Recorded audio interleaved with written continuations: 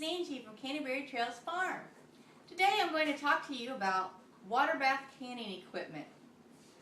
When you first get started canning, it might be a little overwhelming when you start considering all the things that you think you need.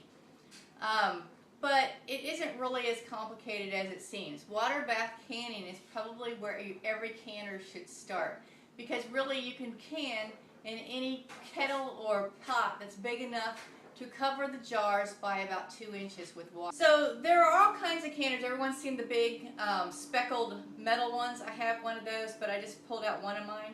You can use big pots, you can use soup pots. Like I said, the prerequisite would be that it has to be deep enough that your jar, whatever size jar you're using, can have at least 2 inches of water over the top of it. So to start with, you can use, most canners come with either some sort of grate or a rack or a canning rack, or you can use just like a metal cooling, like a pie or a cake or bread cooling rack. That will work as long as it fits down at the bottom. You can use a folded towel, it won't burn. The key is you don't want your jars to touch the bottom of the canner because they can blow out. So you want something to come between the canner and the jar. So this goes in my canner. Came with it. A lot of canners come with it. So here's my big canner. This is my water bath canner, not my pressure canning. I'm going to do pressure canning equipment in a different video. So this is just water bath canning equipment. So as you see, all it is a big pot. It has a handle. It's a big pot. It has a lid, glass lid. You can use a metal lid. It has to have a lid. Your pot must have a lid that you can keep over it to keep it at a rolling boil. So that's my canner. So next you have a jar lifter. This is a nice one that I got at an antique store. You can get them at Walmart. What they do is you have your jar. The jar lifter is usually shaped like the jar at the bottom. Goes around underneath the rim. All jars have like this rim on it, and it grips it. Because these come out of whatever canner you're using, but these will come out of we're doing water bath, so this will come out of your canner very, very hot. You will burn yourself. So you need a good sturdy jar lifter.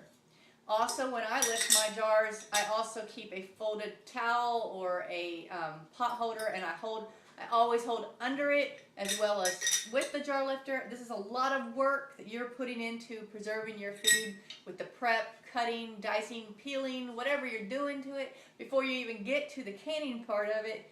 And then you just don't want to drop a jar on the floor. I mean, it's very disheartening to see all that work go to waste. So this is your jar lifter.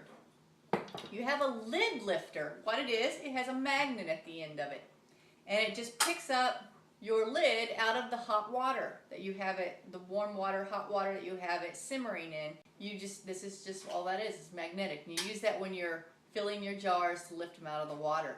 Okay, next you're going to need some sort of funnels. I have an antique one. It's metal canning funnel. I have just a cheapo 99-cent one that I got at Walmart. They are wide on the top. You put it down in your jar, and you can fill your jar. You can get things in there without getting the rims unnecessarily dirty. You're still going to have to wipe off your rims as a precaution, but it does prevent just slopping things all over the place. So then, of course, you have jars. And if you didn't already watch my video on jars, you might want to go back and do that. I talk about the difference between wide mouth and regular mouth jars. You can reuse your jars. You can reuse your rings. You cannot re-can with your lids. These either get thrown away after you open the product, or you can save them if they're not really dented, and you can use them for, just storing pasta or, leftovers in your refrigerator. So that's why I just have these little boxes of the wide mouth and regular mouth lids. I have my rings, wide mouth, regular rings. Something that you can get, I talk about this in my jar video too, that you can get decorative ones. These are purple. You can just get regular gold ones or silver ones. They last for a very long time. I have some that are over 25 years. So what else would you need if you're water bath canning? You're going to need obviously some sort of pan or pot to prepare whatever you're going to need various mixing bowls and mixing spoons and ladles, or a good Pyrex glass measuring cup is really good for pouring and everything. You're going to need towels. You're going to need pot holders. You're going to need whatever, knives, cutting boards, whatever you need to prepare the product to be canned. But for just the canning, you need some sort of large kettle with a lid, with a rack or a folded towel inside. You need your jars, whatever size you're using, whatever you're doing. You need your funnels. You need your jar lifter and your lid lifter. Let me just address this. You'll hear a lot of people say you can't can on a flat top glass stove, and that is incorrect. Where you can run into problems is the weight that is on your flat top stove. So you can't like just load it up like you could on a stove that has burners, that raised burners, electric or whatever. So you have to be careful to make sure you have your things evenly distributed. You don't have just a bunch of stuff. You're not using like 15 canners.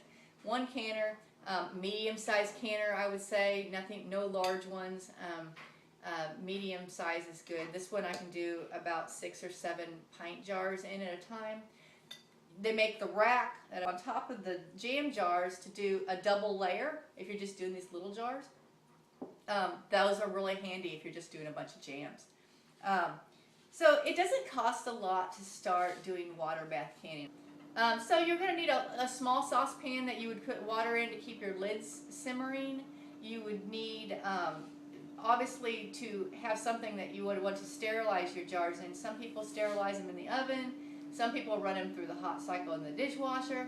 I prefer just to have, since I need all this hot water anyway, I just have a kettle full of hot water, usually the canner itself, that I sterilize the jars in while I'm preparing whatever it is I'm fixing to can. So it's not very complicated. You don't need a whole lot of stuff to get started. So I hope this has helped sort out some of the bare essentials for a water bath canning. This has been Angie from Canterbury Trails Farm. Thank you. Bye.